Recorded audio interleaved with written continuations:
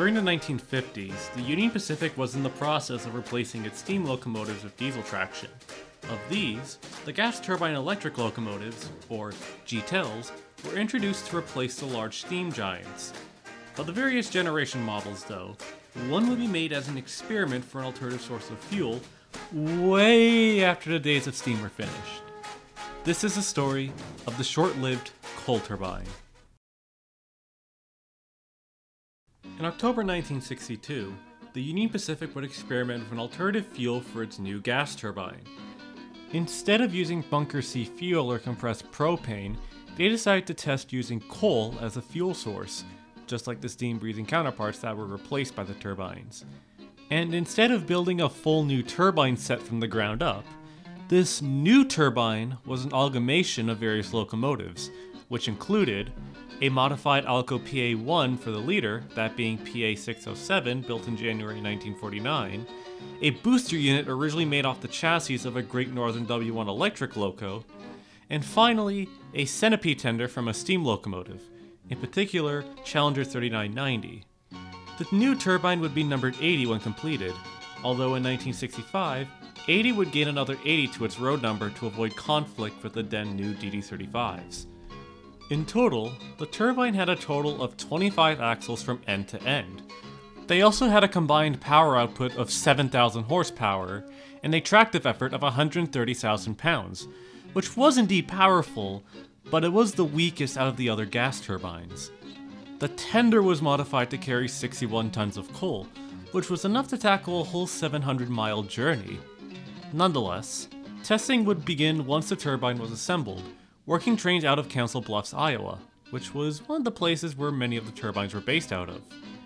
But, did they perform well?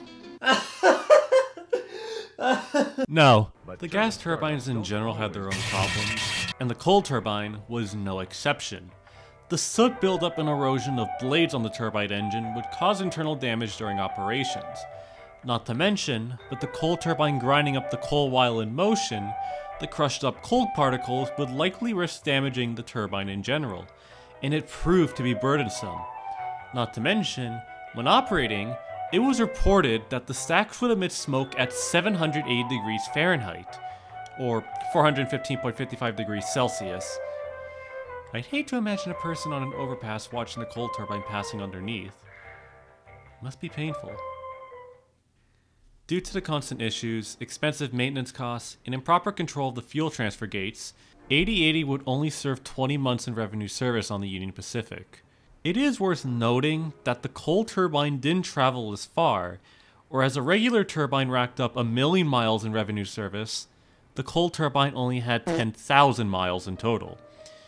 8080 would be retired from service on March 15, 1968, with the cab unit being traded to General Electric, and the booster and tender were scrapped at UP's Omaha shops, putting an end to the short-lived turbine.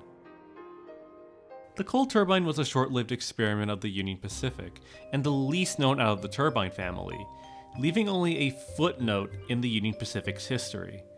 And while the legacy of the gas turbines are remembered by two survivors, the coal turbine was a unique experiment during a time when the UP was trying to find alternative methods to a by far interesting concept. And while the coal-powered diesel locomotive concept faded away afterwards, a certain company tried it in the 1980s with terrible results.